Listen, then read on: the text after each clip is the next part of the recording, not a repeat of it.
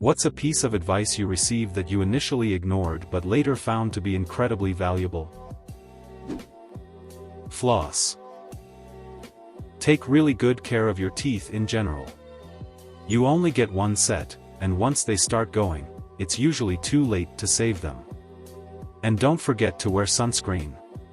If I could offer you only one tip for the future, sunscreen would be it. The long-term benefits of sunscreen have been proven by scientists, whereas the rest of my advice has no basis more reliable than my own meandering experience. I will dispense this advice, now. As someone who is 28 with chronic back problems.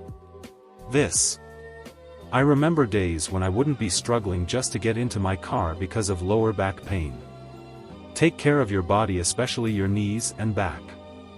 What can you even do to take care of your back and such? I'll be attacked for saying this, but don't lift heavy. Compound movements are important and effective, just don't let ego get in the way of your health. Ask me how I know this. We judge ourselves by our intentions. We judge everyone else by their actions. A corollary to that, pay more attention to what people do than in what they say. Talk is cheap, but when push comes to shove, how people act shows you a lot of what kind of person they are. It blows my mind how many people just accept what someone will say. You really cut through a ton of the crap if you simply pay attention to someone's actions and sorta disregard anything they say. It's at the point where it's honestly pretty reliable so long as you don't go around thinking you're magic/psychic and can figure people out completely. Just make a video and throw someone famous's face up on the advertisement and you'll have tons of people clamoring to buy it. Just seems nuts to me.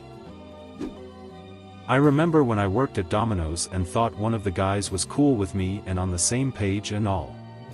Well, one night when closing, I was like, man, Mike, the other manager, is kind of a Nazi about this. Closing is a lot nicer with you. I don't remember what I was referring to, but Mike was a dong and kept stealing my tips. Yeah, I closed with Mike one night and out of the blue he's all like, so you think I'm a Nazi, huh? He literally tattled on me. No, I didn't mean the term in the literal sense, and this was like 15 years ago before actually Nazis started becoming more common again. Yes, I know it was bad in taste, but that was the point because the guy was a jerk. But yeah, you won't catch me trusting people that quickly ever again.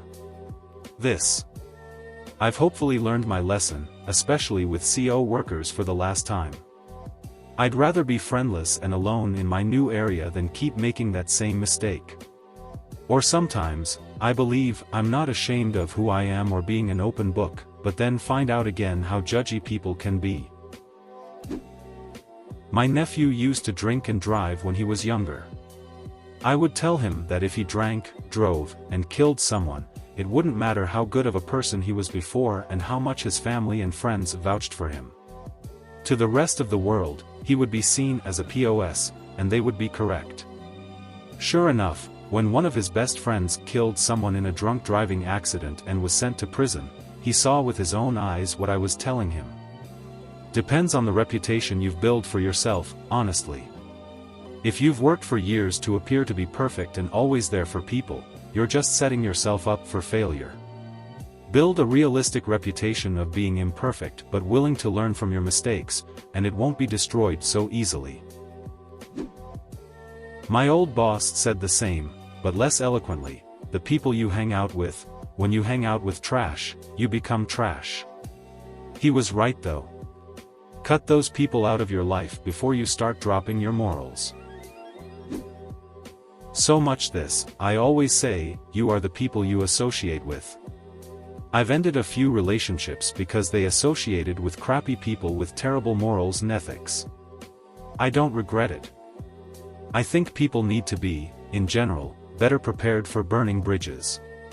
The most aggressive bridge I burned professionally is with a company that has called me multiple times to come back. Step on toes, but step when it's right. In a fit of mean girlness, my best friend in 6th grade decided she would only be friends with me in private. She wanted to hang with a popular crowd at school and she didn't want to seem close to me there. Naturally, I was pretty upset about this. At the time, my father advised me to stop hanging out with her, and when I saw her in school, I should be polite but cool. Essentially, this was a sort of grey rocking. I did not take this advice. In retrospect, I definitely think it would have worked. She was no idiot, knew I was a quality friend, and losing me wasn't worth it. But she saw me as expendable when she thought I would just cling to her anyway, which is exactly what I did. I did end up taking this advice of my dad's in other circumstances multiple times later in life, and it is freaking perfect. My bestie and I went through that one tough period and became close again afterward and still are. However, my dad never forgave her. I had something similar happen in 7th grade. I rode my bike to school with my good friend Chris, who also lived in the neighborhood. When we got to school, he was hanging out with all the preppy kids before class started. I walked up to him to ask him something and he acted like he didn't know me. Read instruction manuals. Everything from electronics to setting up a tent, you will get so much more out of your things. The one disclaimer, some manuals are trash. So, good luck. I remember when I read one for my really cheap tent, it ended up looking like the picture, while some other campers had the same one and it looked awful. But I had everything set up and showed my friend what to do to set it up, and she was disappointed that it was so quick and easy to set up. She was expecting more of a challenge, lol. The worst thing you can do when someone shouts, is to shout back. The amount of confrontations I've managed to de-escalate just by calmly talking back. Don't sweat it. I live that way now. It pretty much means that I don't give a crap anymore. I don't worry about things out of my control. And if I do screw up, I don't let it get to me. I learn, and move on. Yes. I used to be stressed out every minute of every day, then I realized, why worry about it if I can't fix it, and if I can fix it, why worry about it? I'm not saying it's a complete cure for stress, but it greatly helped me. A piece of advice that initially fell on deaf ears but later proved invaluable was to embrace failure as a stepping stone to success. While I used to fear failure and its associated setbacks, I've since realized that every failure is an opportunity for growth and learning, and it has indeed paved the way for my successes. Don't give a crap about what other people think of you. This behavior is so liberating.